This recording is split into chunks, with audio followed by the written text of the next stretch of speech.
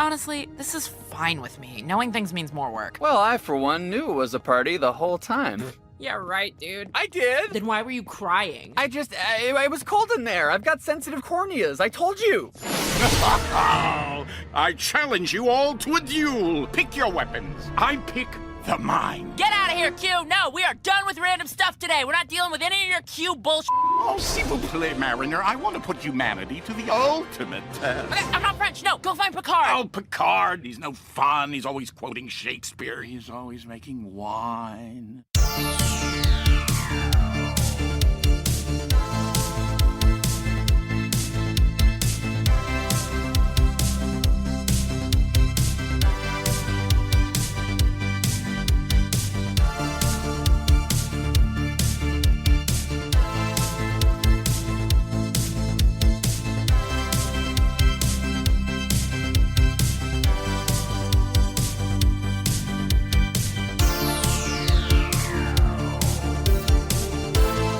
Welcome to Deep Space Pride, a gay Star Trek podcast. I am one of your hosts, Johnson Lee, and with me is Mike. Mike, say hello. Hi, Johnson. How are you today? I am exhausted. I spent a lot of times outdoors today walking, and I'm so tired. What about you? Wow, so you were outside exercising. This is unusual for you. It is. Well, I had people over, and they didn't want to be indoors. So I was like, all right, let's go somewhere. And then we ended up walking around Central Park, which is a block from me for the listeners who don't know where I live. Central Park is a block away from me, but I don't go there. Like I'm not an outdoor person. I think I go to Central Park probably once to twice a year. So we basically just meandered around the whole park. And I was like, where are we going? Is there some sort of goal here? Is there a destination? And they're like, no, we're just wandering around. I'm like, all right, that's fine. You know, you're my guest in the city. I mean, they live in Queens, whatever. But I'm like, sure, okay. You're my guest in the city, so tell me where you want to go. And then I really had to pee, and it started getting desperate. But we went to one of the restrooms in the middle of Central Park, and there was a line so far down. I was like, this is not happening. So we basically just rushed back to my apartment, and I relieved myself here. Anyway, I'm sure all listeners want to know all the details, but basically I'm exhausted. I mean, that is very that is very detailed. It's a lot of details. That is a lot of detail. But I mean, to your point, for a while no public restrooms were open. So if you went out, you kind of had to plan for that. Yeah. No, it's like a journey. So Right. What'd you do today? I caught up on some work. My week was crazy, and I still had stuff to do. And so I spent doing that. I worked this morning and this afternoon. So This morning I was asleep, as you know. I woke up yes. at 12:30. Yes, Yeah. I was already done one job, my second job, by the time you woke up. Yeah. I was tired. I went to bed at 4. Why did you go to bed at 4:00 in the morning? Because I didn't start working out till 1:30. My hours are so crazy. I don't know. It's insane, but whatever. And what did you do? Is your gym is not open that late? Yeah, I'm just working out inside the apartment. Okay. Yeah, because the gym is only open till 10:45, and that's not late enough for me right now. Right. So, but yes, exhausted. But we are here anyway. Yes, we I'm are here I'm because present. yes, we're here to talk about Star Trek, which we love, and to give you some updates on our lives here in New York City. So let's get started. How about Johnson? You tell us a little bit about what you Star Trekked this week. Yeah, so I'm still making my way through Enterprise. So I'm in season 3 of Enterprise. So that's the whole Xindi arc. I'm trucking along. There were some really random episodes in this season. And I don't know. There's always I feel this happens almost in every Star Trek series. And I really don't need it to happen in Discovery, but they'll time travel, or there'll be some weird human colony, and I just watched this episode, there's this mysterious human colony in the Expanse, and it's a Western, there are cowboys. I'm just what is happening? And spoilers for those of you that didn't watch this episode, the episode's called North Star. And essentially what happened was there's around like 5,000-6,000 humans on this planet, and they're all living as if they were in the mid 20th century. And essentially they were abducted by aliens in the like 1950s or whatever, and they were brought to this other planet and as slave labor, but they overthrew their alien overlords, and then the aliens end up becoming like the second-class citizens on the planet. And for whatever reason, the society remained like in 20th century, like mid 20th century mode for 300 years. So you have these 200 years, whatever time frame Enterprise takes place. I think it's 200. So yeah, it's just like they arrive, like the Enterprise arrived on this planet, and they're like, what's happening? And it's basically a chance for the writers to write a Western, like, or write an episode that takes place as if it was in the Wild Wild West. And I'm like, I don't need these kind of episodes in my life, you know? So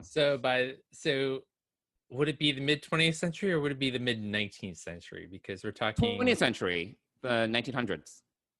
All right, the early Yeah. 1900s. Yeah, not early. mid, not, Oh yeah, well, maybe it's 1800s. Okay, whatever. I don't think know it's when they were abducted. I don't remember when they were abducted. Whatever. I would say Maybe probably, it's 1850s. Oops. Yeah, I think yes. So I think Maybe it 1850s. was the 19th century because 19th century. otherwise the 1950s would be like the beginnings of TV, Yeah, Modern yeah. Yes, Housewife, all of those, Mad Men type things. you're correct. Yes, So- 19th century. So Yes. yes, 1800s. They were abducted from the 1800s. So anyway, it was fine. So not a highlight episode for season 3 of Enterprise. For No, you it was like then. one of these like random mystery of the week, what's going on of the week kind of episodes that Got it. doesn't really have much of a payoff. Okay. All Right. right. And it's just an excuse for them to use like the Western setup in the Paramount lot or whatever. I don't know, Of course, Yeah. It's like, oh, it's already there. I might as well use it, So, so I'm still making my way through Enterprise. I was cleaning the apartment and I just turned on 2009 Star Trek, JJ Star Trek, and I watched it. I mean, I'm cleaning, and then I just decided to sit down and watch the rest. And then that also happened with Best of Both Worlds Part 1, because I saw something in my news feed that was anniversary celebration of Best of Both Worlds Part 2. And I was like, oh, I haven't seen Best of Both Worlds in so long. So I just decided to turn it on. I thought I have it in the background. Nope. I just sat down and watched it. So yep, that was another thing I Star Trek this week. But I think that is the extent of it. Yeah. What about you? I haven't had a lot of time. I haven't had a lot of time to watch Star Trek lately. But I did today. Life is too busy. Life has been too busy. I did today kind of rewatched a bunch of Lower Deck episodes. So just kind of put it on in the background, watched it, laughed at a few things, and also rewatched the episodes that we're going to talk about today. So, Yes, I rewatched the episodes that we're going to discuss today. All right, good. So they'll be fresh in our minds for that. But otherwise than that, I don't have any Star Trek. Really, I haven't had any time to go back and I'd really like to watch the Deep Space Nine panel, just because that is one of my favorites. But other than that, I doubt the Discovery panel had anything of any. Oh, they can't spoil anything. So Right, it's like, they're what in- can you talk about? Yeah, exactly. So I'm excited to see the new characters in Discovery. So we'll take a deep dive. That is only at this time of recording, only a couple of weeks away. So I know. I'm excited. I am too. I'm really excited for Discovery. Although I'll be sad that Lower Decks is ending, but I'm super excited for Discovery because we've waited so long for this. It's been a while. I will also miss Lower Decks because the thing about Lower Decks is that it is just so fun and so rewatchable. and it doesn't take itself too seriously, so it's easy to just pick up. I Yeah. mean, let's be real, Discovery is good, but it does take itself very seriously. And sometimes, like, you need to be in the right mood. While something like Lower Decks, it's like you can just, flip on and watch anytime, Yeah. And I mean, and I could have, I considered for a moment going back, continuing my Voyager rewatch. However, I decided I didn't want to pay too close of attention to what I was watching. And I wanted to make sure that I was just kind of had some funny characters in the background. And honestly, like, I can't really get enough of Tawny Newsome as Mariner. I really can't. She's so good. She is. I mean, actually, just like, so good. I really like all of them, Yes. to be honest. Yeah. But Tawny Newsome does really stand out. And I'm glad she's got top billing on the credits and everything, because I really do think that she leads this cast. And so it's that's really all that I've Star Trek'd this week, which was today prior to us recording. So yeah, I don't have a lot to add to this right now. Well, I mean, with that being said, do you want to spill the Trek and talk about these 2 episodes of Lower Decks? Yeah, let's spill some Trek on Lower Decks Great. episodes 7 and 8. Visiting captain, no, so lame. I figured you'd love a break from our usual guys. Subcaps never know what they're doing. They're all like, buffer the phase coils, and we're like, what are you talking about? What are you talking about? I don't want some babysitter Jellicoe type hovering over us when we're already going to a bog planet, which is like the worst kind of planets as far as planets go. Bogs are actually fascinating. Let's start with episode 7, Much Ado About Boimler. So, Mike, what did you think about this episode? I enjoyed episode 7. I enjoyed the and cringed at the same time. I enjoyed and cringed with the Mariner part of this episode. So, and let me tell you why I cringed, because Yes, please elaborate. Yeah, I mean, so this is the episode about the babysitter captain, who actually turns out to be one of her friends. Yeah. And actually, one of the best quotes she has in the show is like, at the beginning, she's like not looking forward to this because she doesn't want some Jellicoe type babysitter captain. And that was just great. I mean, because and I think you really liked Jellicoe. I did not like Jellicoe at all. Oh, I'm fine with Jellicoe. I don't really feel strongly about him either way. I do feel strong. I did not like him in Next Gen. He just had a different command style. A very drastically different command style. Yes. So I was cringing because her best friend was there, best friend from Academy, who's a captain already. And yeah, I was kind of dubious about that. I'm like, it takes a while to become a captain. Like, I don't understand, but whatever. Let's just. Well, I think so. Yeah, that's disbelief. Yeah, I agree that the timing seems weird, and here's why. Because if we go back through this series, Boimler and Mariner have been friends for about a year and served together. So she's been an ensign for about a year. When we arrive at the Cerritos with Tendi, right? As kind of the entry to this series. So they've been together for a year as ensigns. I don't think that she hasn't been that upfront about her history.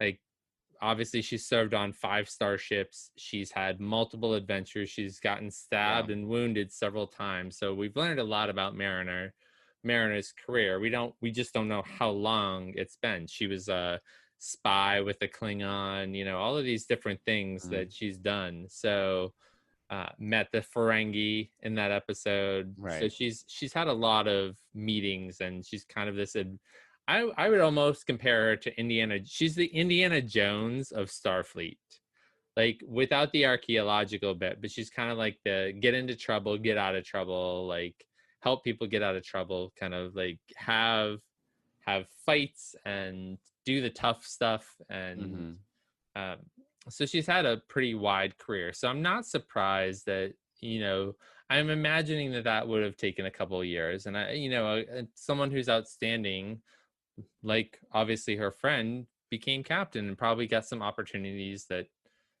came up in career. I mean, trying to think. Obviously, Wolf 359 opened up a lot of career tracks, Or maybe the Dominion War. or that's more important. Yeah, right. More importantly, I think more recently, More we recently, were the looking at the Dominion War timeline. opened up, Yeah, a lot I'm of sure they lost a lot of opportunities. people. Yeah.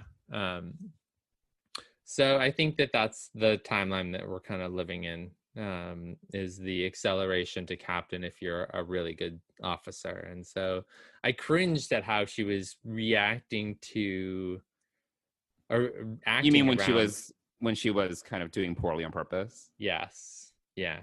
Yeah, I mean, I thought that was weird too. And I mean, when I was watching the episode, I was like, I don't understand why she's performing so poorly.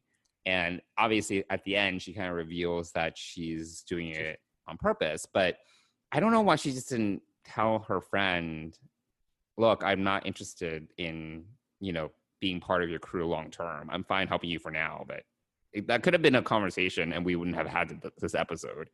But maybe they want the drama. Yes, I think that the drama is the important part of it. But also I think that Mariner is not this kind of person who kind of would have that heart-to-heart with her friend. But I think it's also weird that she would mess up on purpose like that, personally, because I don't know. I feel that she has a lot of pride, and it just, I'm not, I would say, very egotistical, but when it comes to my work, I definitely take pride in my work, and it would be weird. I would not be okay, messing up on purpose, that's just a little bit odd to me. So I feel like that's her MO though. I feel like that's, she wants to be the captain of her own fate. And I think that she has so many people in her life that have tried to direct her one way or another. And certainly having a captain and an admiral as parents in Starfleet, gives her a leg up, and maybe she's really just trying to do this on her own. And I think sure that comes up in Moist Vessel when they're arguing. She wants to do things her own way, doesn't need her mom. Yeah, no, I don't disagree with that. I just think that the thing is, she's not also one to beat around the bush. You know what I mean? She's very honest. So if she's not interested in potentially joining, I don't remember her friend's name, unfortunately, the crew of the Oakland. The Oakland is the ship that her friend commands. I feel like she wouldn't put on this whole charade. It's so much work to have to actually mess up on purpose, to be honest. Actually, for her, I don't think it's much work, to be honest. I think it's how she's operates now, that it's so easy for her to do this, that it's actually hard for her. Well, no, it takes us. She needs to think about it. She was like, oh, I need to leave the tricorders in the transporter room and purposely mess up. Yeah. Or look stupid, or, she'll make it seem like I don't know how to use these magnetic boots. You have to think about how to actively mess up. Yeah, that's true. I don't know. I agree with you now. Yeah, that makes But the thing sense. is, yes, if she was just clear cut and to the point at the beginning, we wouldn't have the episode, we wouldn't have the drama. So yeah, so that's the Mariner storyline, which I actually enjoyed better than the Boimler storyline and the dog storyline. Yes, the one thing I did like about this episode is that you get Boimler and Tendi kind of sharing the same plot line. So even though they don't do that much together, at least they change up the dynamic a little bit, so that Mariner's kind of doing her own thing. I mean, Rutherford had nothing to do in this episode really, except the transporter thing. But at least you get kind of Tendi and Boimler in kind of the same boat. So I thought that was at least changing the formula. Yeah, it was. Yeah, I agree. It was a change of the formula for sure. The dog, I had no interest in the dog really. The dog was kind of weird and kind of freaky, and just it was kind of random. Random, yeah. Yeah. But going on about the Osler, which was a very unique looking starship that didn't look at all like a starship. It looked like some alien vessel, and the Adosian captain or officer who... Yeah, when they first show the Osler, I thought it was like an alien vessel. I thought it was an alien ship. Right. Until they docked with it, and then you figure it out. It's the Division 14 ship.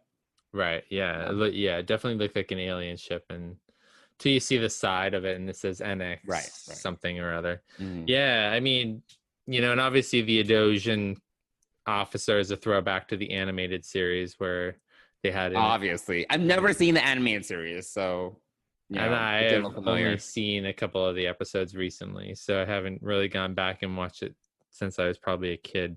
But there was a bridge officer that was Dosian, right? Yes, he replaced Chekhov for whatever reason. Oh, Chekhov interesting. wasn't in the animated series. Oh, odd. Okay. So, yeah, so definitely a different dynamic in this episode as far as the change up of that. The only other thing that I think is really of note is the encounter Space at jellyfish. Farpoint. What? You were saying I said space jellyfish. Yes. And you said encounter at Farpoint. Yes. Essentially bringing back the whole scene from Encounter at Farpoint where the physical ship becomes an alien ship. Yes. So yeah, that was definitely felt like a callback. I don't know if Mike McMahon ever said specifically, but that's definitely a callback to Encounter at Farpoint. Yeah. So Totally. So yeah, that's I mean, I enjoyed it. In the end, at the end we do get to see Mariner kind of come clean about not wanting to leave and to kind of figure out as a lower decker what she wants her life to be, which continue. I like that. Yeah, I like that is her style of when it comes to her Starfield career. Like, it's very different from the traditional climbing the hierarchy kind of approach. Like you move up from being an ensign to a lieutenant or whatever. Like that's very typical. So I do like that she kind of goes to the beat of her own drum, and she doesn't care about her title, right? Like I really do like that, and she feels that she has this freedom to kind of explore who she is and to figure out what she's passionate about by just being an ensign. I did that's something that I really do in some ways, relate to, in that sometimes I can be very focused on my title and like my career path and whatever. Whereas for Mariner, it's less so about her title and more so making sure that she's doing the right move for what she wants to do. So I thought that was great. Yeah, she strikes me as someone who's kind of like a Jane Bond, like a female James Bond. She really does well in these like intense situations. Yeah. Like regular day-to-day stuff does not interest her, but when you get into this intense part of things, that's where she kicks ass. Yeah. And when I when think there's like danger or people's lives are at stake, she figures that out. Yeah, exactly. Yeah. So I think so that's kind of surprising.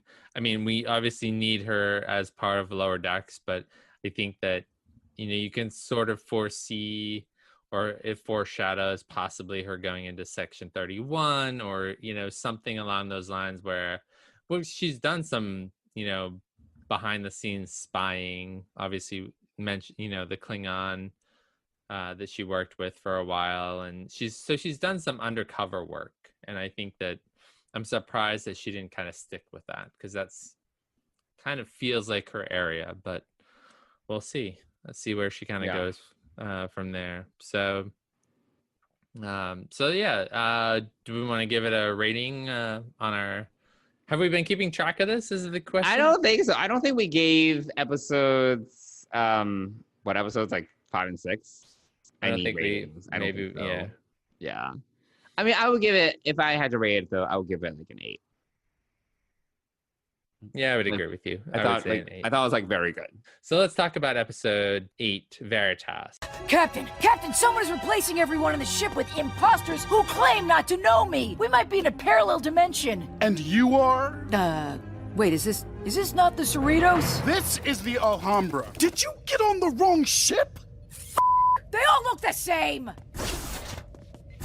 Who the hell was that? Johnson, what did you think about Veritas? Yeah, so I really liked episode 8. I thought that, first of all, I know I complained about the dynamic and the way in which some of the episodes are kind of getting very formulaic in our last recording.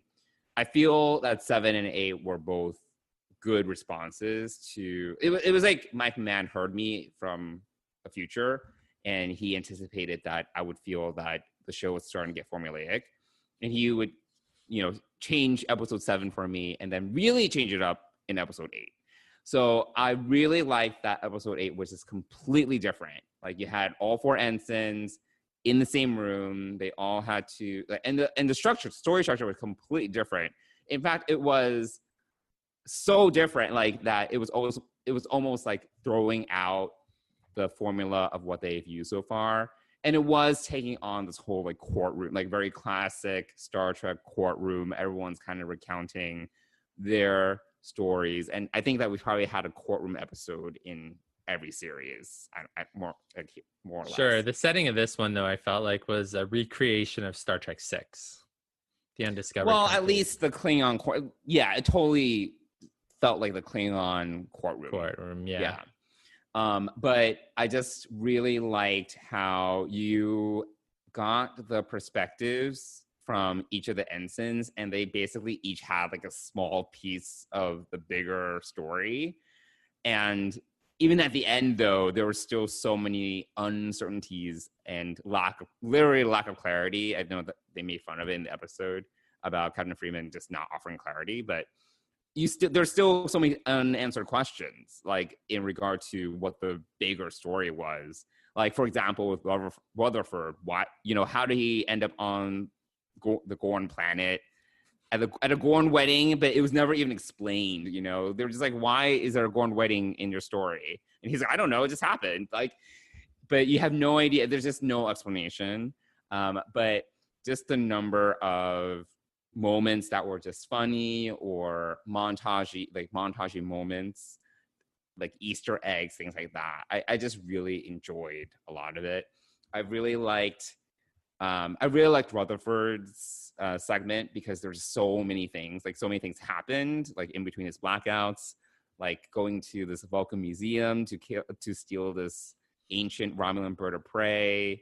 And it's like, what's happening? And then Tendi, obviously, her story connected a lot of the dots because she wanted this undercover mission, but certain details had to be redacted. So that was really funny. Like, she can review everything, but at least you started to get like what it was. And then, Boimler kind of does a great job kind of tying it all together. And he's like, look, like, we're just telling you what we know. And there's a lot we don't know because this is how it is. Like, we're lower decks. And we're just told what to do, and we don't know what we're doing, why we're doing what we're doing. And then I really liked when he was kind of giving his quote unquote testimony, where you get this montage of scenes of the senior officers. I really liked the segment of Dr. T'Ana where she's like, I think I'm in a parallel universe. No one recognizes me. And she was just on the wrong ship. Like, that was amazing. I love that. It was totally like a Dr. Crusher, like something's happening. I'm in a parallel universe. She was like, someone's replacing everyone. Like, some alien presence is replacing everyone on the crew. Like some classic trope, and nope, she's on the wrong ship. So there's just things like that. Obviously the Q cameo, even though it was like really short, I thought it was great. It's just so random. So yeah, there's a lot to like in this episode, I would say. What about you? What'd you think? Yeah, I agree. It was a great episode. Probably one of my favorites of the entire season. And for all the reasons that you stated, from everything from the way that the story was written to how you learn piece by piece what happened, but you still don't know the whole picture, which is exactly how Lower Decks works. The Q piece was hilarious, especially at the end when they were all just done with all the bullshit that they had to put up with, and they were like, forget you, Q, go bother someone else. And he kind of chases after them and says Picard's no fun, he's just off making wine now. And so it was that was really fun. The memorable part about Tiana's visit to the wrong ship was, for me, it was the Shax's Butch lesbian. Yeah, but then Mariner and Boimler Replacement. were like bugs. Yeah, Like they were like bug exactly. species. I was like, Yeah. what's happening? It's so great. Yeah, so it was just kind of funny. That was really humorous. But my favorite part of the whole episode really was Boimler. And I'm a huge Mariner fan, but Boimler really took center stage at the end of the Oh yeah, they episode. totally gave Mariner less to do here, and it was more actually everyone else. It was that everyone else, yeah. had But more more to say. importantly, the message at the end by Boimler, just about like calling the sham this trial a sham, drumhead, and he drops the mic. Or the Sub Rosa reference. There were a lot of, So funny. but just the way he kind of explained the whole situation and like took a stand. He actually had some real balls in that episode, and that's what I really enjoyed the most, was kind of his little mini, probably a 1-minute speech where he kind of told everyone off and said, screw you, this isn't our fault, this is a sham. And then the lights come up and everything is kind of explained as to what's going on. But it's really enjoyable. I'd probably, like, right now, after we record, I would, if I didn't have to eat dinner or whatever, I'd probably go watch that episode again, just because it's hilarious and fun. Yeah.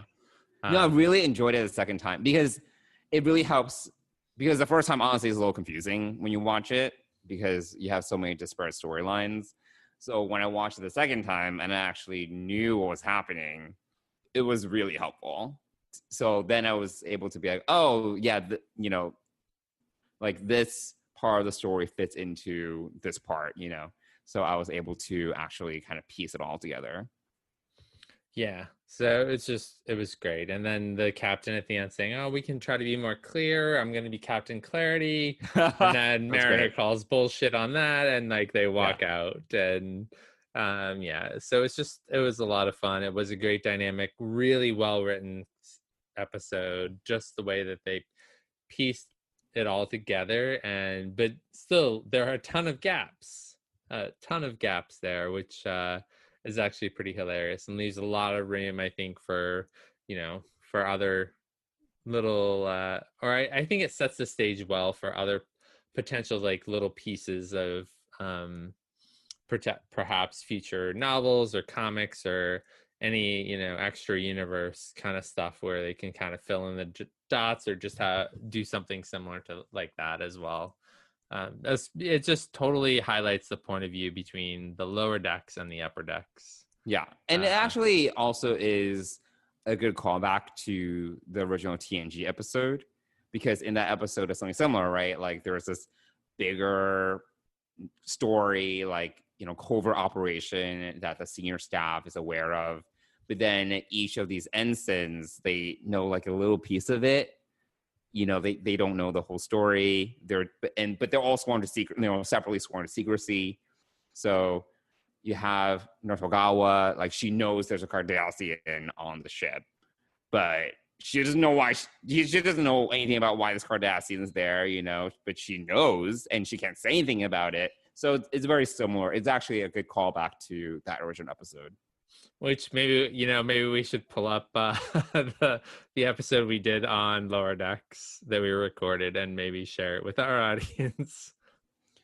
Yeah, I mean that was a while ago. Who knows when that episode will see the light of day? But yes, that would be a good episode to eventually edit and have people listen to. Yeah, for sure. So I would give that episode a 9.5 for sure. Oh yeah, I was gonna say a 9.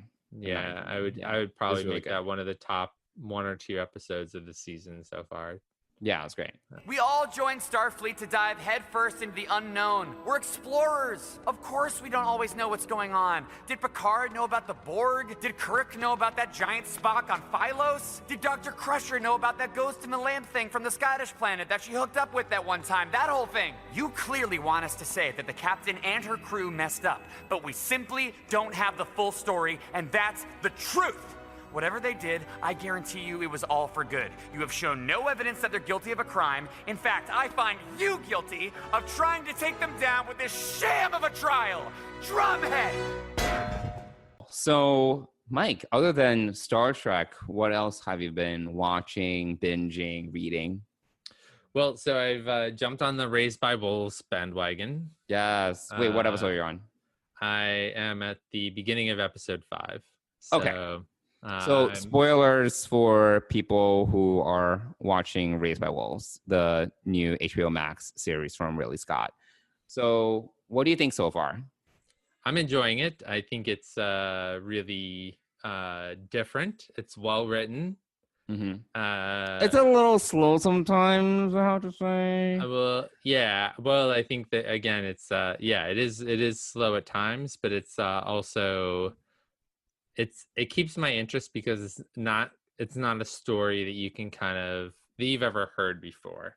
Like it's original. Yeah. Like I really have to say that the originality. I mean, sure, parts of it are very tropish and very sci-fi ish. But obviously, colonizing this planet that you think is empty and clearly it's not, and you're not sure why. And I clearly don't know why yet because I'm only in episode 5.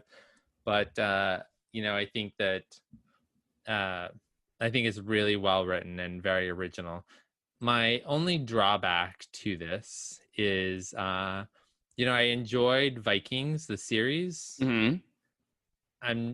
I'm not really thrilled that the actor who played the lead Viking for 3.5, 4 seasons is the main villain of this kind of. He's got a very distinctive look, and I don't remember his name, but I don't remember his name, to be honest, either. I've never seen Vikings, but I knew he was on Vikings. Yeah, so I enjoyed him on Vikings when I watched it. I don't think I ever completed the series, to be honest. Mainly because there was such a large gap. And that's the thing about all these original shows. If there's a really large gap, I'm less inclined to kind of go back to it, especially as newer stuff comes out. It's just hard. I mean, honestly, like working 2 jobs and having a life outside of all of that, it's hard to fit into a lot of TV. So you kind of have to pick and choose. And that's sort of probably, that definitely happened to Vikings. But bringing it back to Raised by Wolves, that's my least favorite part of this. I like his wife, or, his fake wife, whatever, however you want to look at it.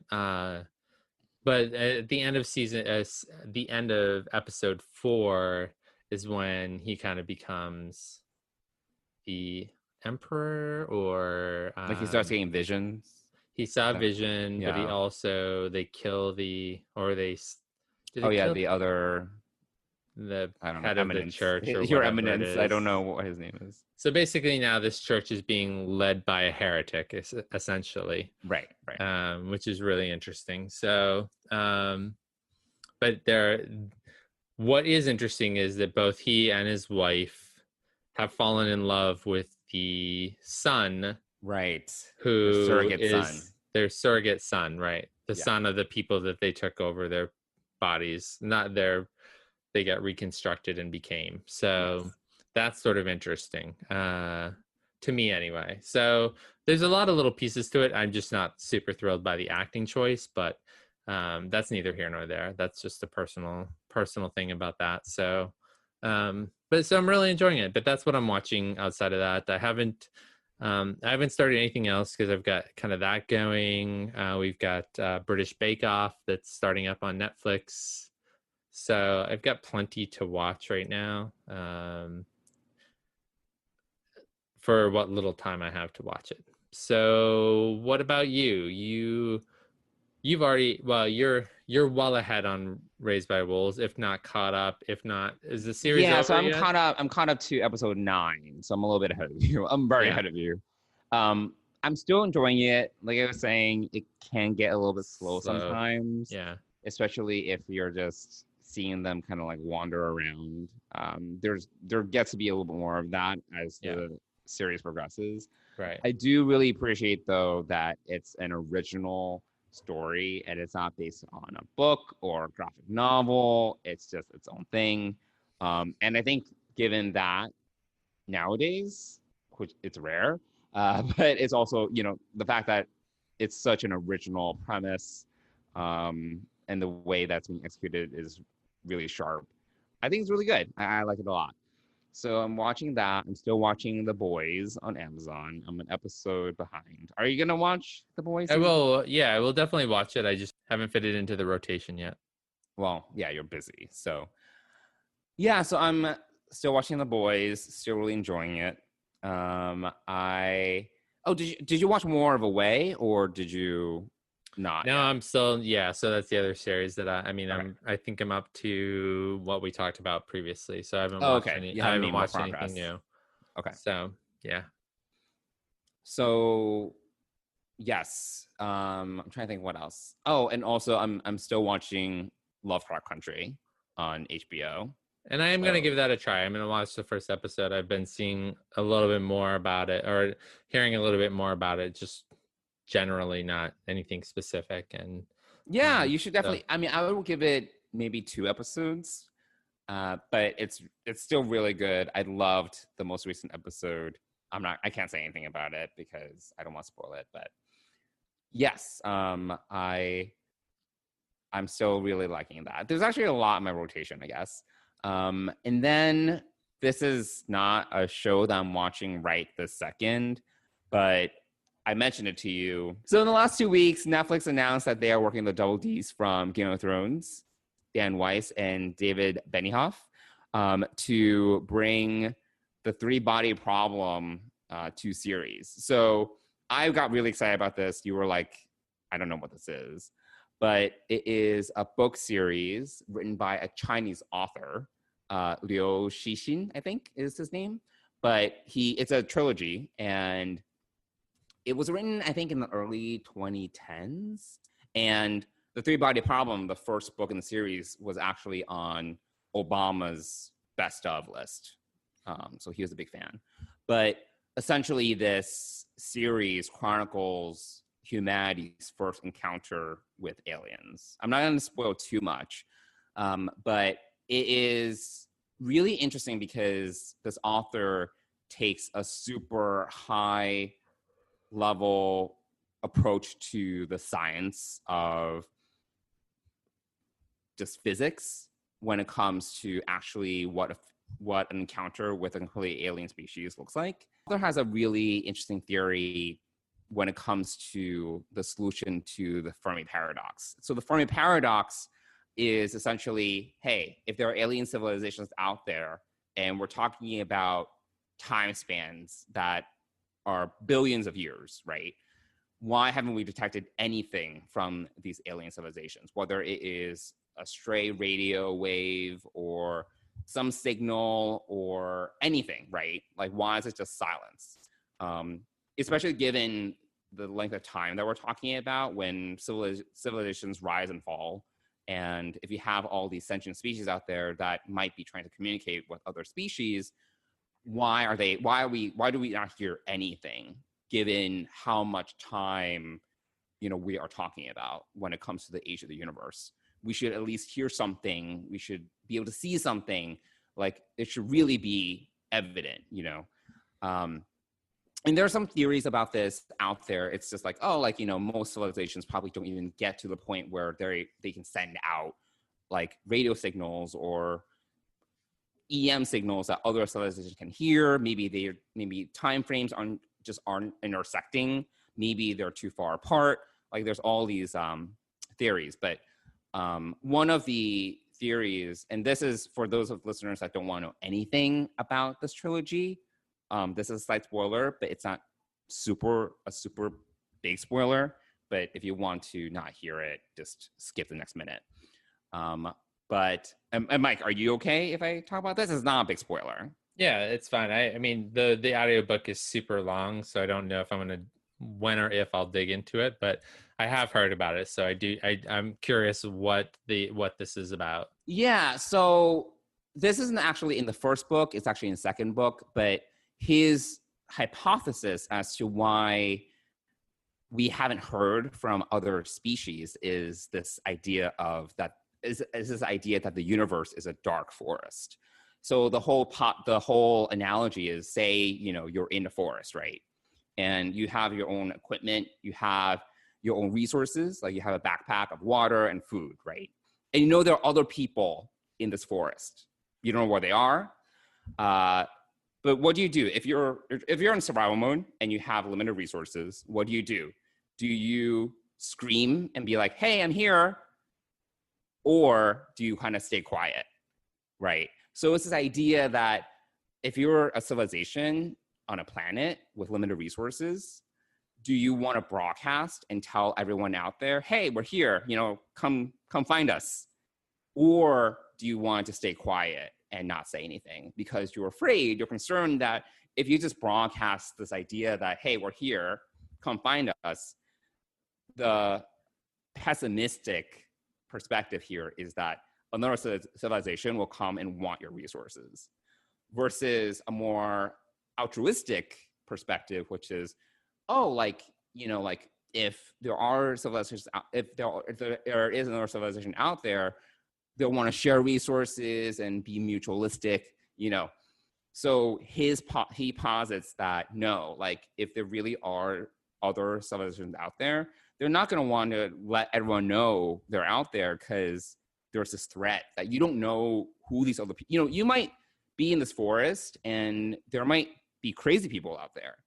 And the first thing that they'll want to do is take your backpack and kill you, because they'll just want your stuff. Interesting. I actually thought that that your explanation would be like, this is not unlike looking for a needle in a haystack, except in this case, the needle is a molecule of a needle. And that's part of it too. The vastness of space is so much bigger than we can even comprehend, that even though we're broadcasting out there or whatever we're searching, it's just an incredible vast amount of space that that's definitely part of it. But he explores kind of the psychology of whether you even want other people to kind of know you're here, right? Sure. Interesting. So, well, speaking of other books, I do have some other things that I have been listening to, and kind of in rotation. But the first one I wanted to share about was Murder by Other Means by John Scalzi, which is a really awesome follow-up to The Dispatcher, which he wrote a couple of years ago with Zachary Quinto. So we have a Star Trek tie-in right there. Narrates both of these. The Dispatcher, essentially, just to give you a really brief idea of what this universe is like, is or this world is like, is that you can no longer kill someone because they come back to life. 999 times out of 1,000, if you are killed, you come back to life and you wake up naked in your home or your safe space. So it's kind of an interesting. So that came out a few years ago. He finally came out with a follow-up to that, which was really well done. And John Scalzi is by far one of my favorite authors. So I definitely recommend picking up through Audible first The Dispatcher, which has been out for a couple of years, and then Murder by Other Means is a great follow-up, and I'm hoping for more from him. He is by far one of my favorite, if not my most favorite. Are there Torchwood Miracle Day implications from all this? No, they don't really get it. They don't explain the whole reason behind it. They don't explain it. The idea of the Dispatcher is it's kind of a legalized killing force. Okay. So dispatchers can kill people. And I don't remember the whole reason, but he actually and I haven't watched it yet because I haven't had time, but he just did an interview with Audible on this series. So that's one of the things I listened to. And the other thing I'm listening to is The Chronicles of St. Mary's by Jodie Taylor, which is she's a British author. I read her newest series, the first book in her newest series, Doing Time, a few months ago, and decided to go back and listen to her original series about all these time traveling historians. Oh, okay. So that's enjoyable. And I'm reading a couple of other nonfiction books, including Think Like a Monk by Jay Shetty and Divine Direction by Greg Groeschel, and also The Art of Gathering. So I've kind of got a bunch of, when I feel like I'm in a nonfiction mood versus a fiction mood. So I've kind of got... Well, you were concerned going into fall that you would have no Star Trek books to listen to. So it sounds like you picked up a few other things. I did. And the Chronicles of St. Mary's has a lot of books in it. So if I do enjoy that, I will continue with that. Her second book in the Doing Time series is coming out next month. Okay. So I'm still chugging along on Millennium. I'm still on book one. Book one. But I'm still reading it. All right, good. Yeah. So yeah, I'm doing a little bit of reading in my walking or running times when I'm not listening to podcasts and other things. So cool. Great. Well, there's off topic. How about we go see Counselor Troy for a little bit? Hey, Deanna. Come in. Hi. You got a minute? Sure. Cool. So, Mike, what's been going on? Well, I mean, it's been a really busy time in our lives. I mean, we've got some family members in the hospital. I went in for a checkup and ended up in the ER yesterday.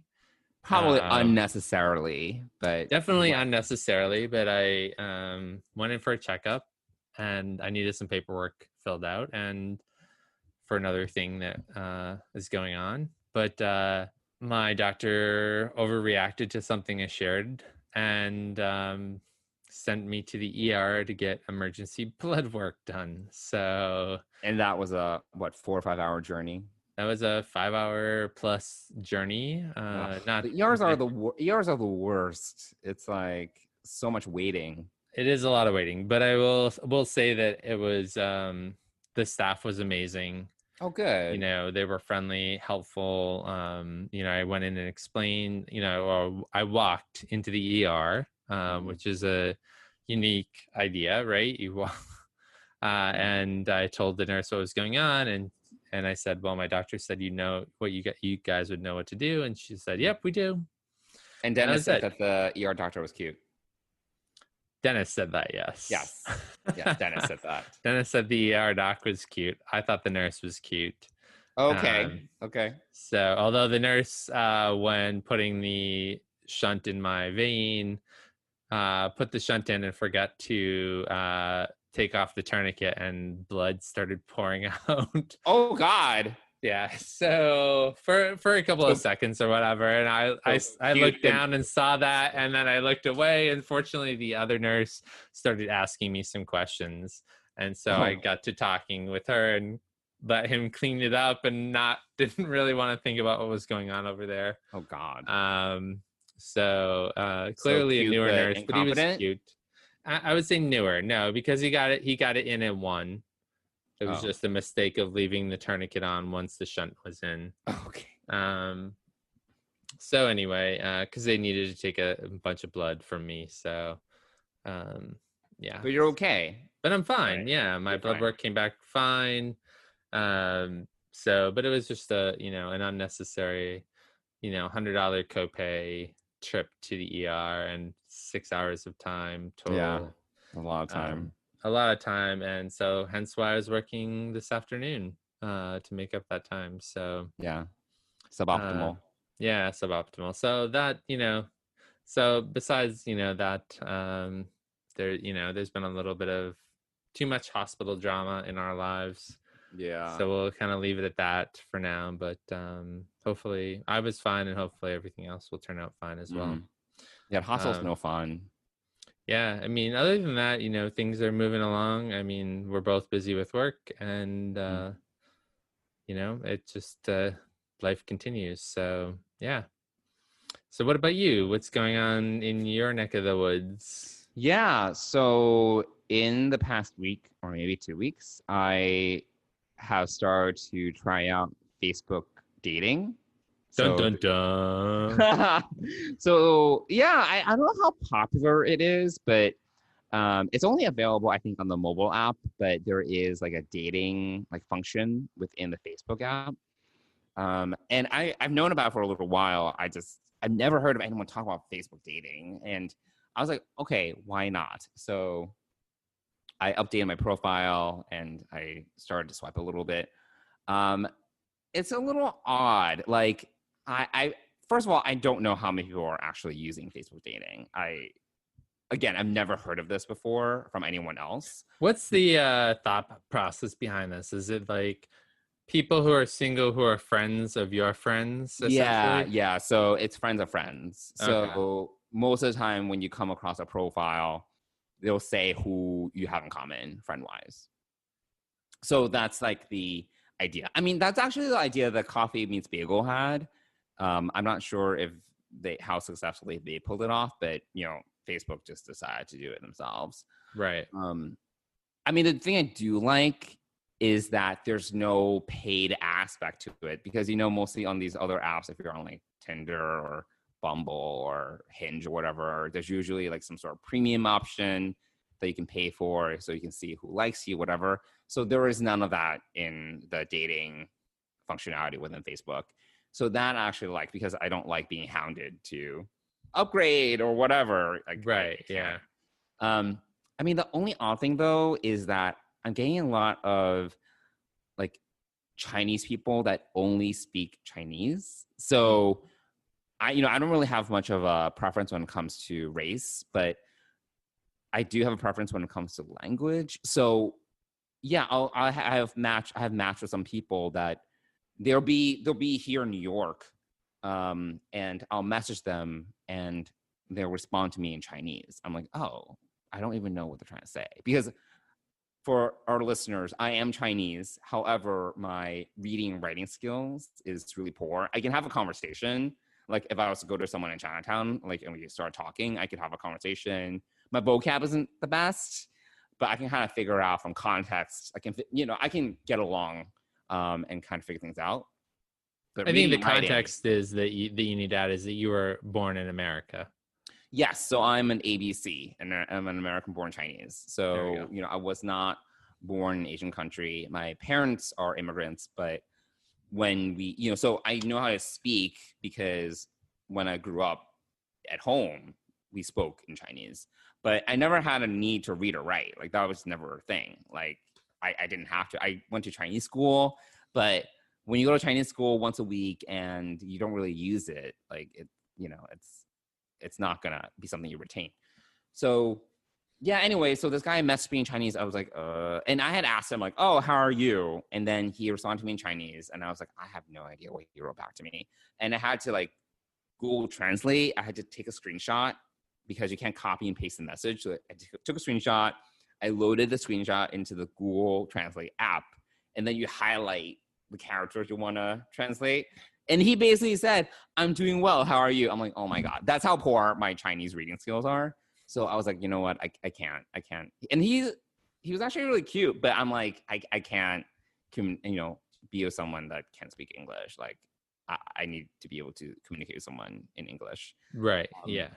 So yeah, no, and there were quite a few of those. So I ended up, because I didn't before, but I ended up in the language filters putting English must have, because yeah, I don't know why I was getting all these matches to people who only speak Mandarin. Right. So anyway, that's the only thing. Did that improve the results at all or no? I mean, it improved the results as in I now have like no matches, but but Okay, yes, there we go. theoretically, Yeah. There we go. So it did theoretically, improve it, sort of. yeah. So theoretically, it is functioning. So All but right. that's the only update. Like I'm just trying out a new dating app, and we'll see where it goes. Okay. So yeah. Well, there we go. Well, But that's it. Yeah, I think otherwise I'm okay. I think I was telling some people at work that I'm kind of just feeling this like general malaise when it comes to the world and things like that. That is now, I feel, our new baseline. I think I'm just trying to kind of combat that and continually putting things in perspective. But yeah, I mean, otherwise, I think things are pretty good. All right. Well, good. Yeah. Well, thanks cool. everybody for listening this week. If you want to reach out to us, you can reach us at deepspacepride@gmail.com. And on socials, on Twitter and Instagram, you can find us at Deep Space Pride. Cool. All right. So I guess next time we'll be talking about episode 9, maybe episode 9 and 10. So we'll see how life our kind of- schedules go. Right. But yeah, we'll be talking to you all soon. Yeah, and by the way, since we're talking about episodes 9 and 10, that means that Discovery is only 3 weeks away. So we will be coming to you weekly with our Discovery thoughts and everything on Fridays right after the episode has aired. That is the goal.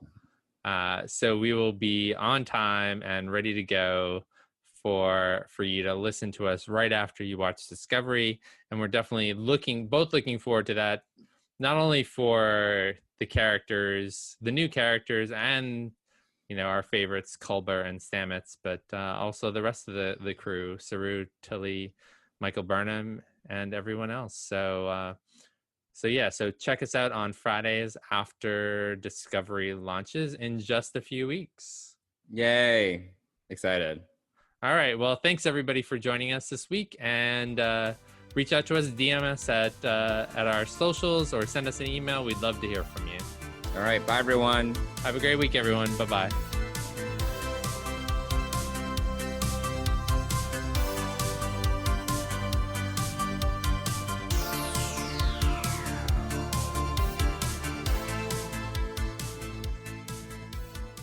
Deep Space Pride is a production of Coconut Media Works. Executive producers Bill Smith and Dan Davidson. For more great Star Trek discussion, discover the other shows of the Trek Geeks Podcast Network at trekgeeks.com, or find us in Apple Podcasts, Spotify, or your favorite podcast app.